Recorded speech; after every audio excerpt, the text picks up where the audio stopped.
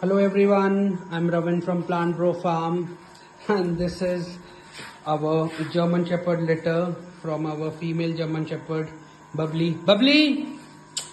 Aja, aja, aja, aja. And this is where Bubbly sleeps, and this is what they get for dinner.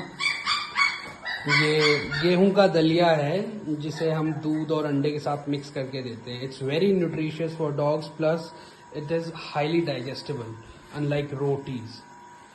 Plus this is pure wheat. We don't mix any other grains in it because soya bean has proven to be lethal for one of our dogs.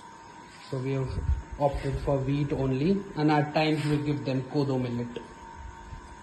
See, these are just 15 to 20 days old puppies, and they are not the ones which I had shown earlier in the video. Okay, it's me signing off. Bye, have a good day. Bablu!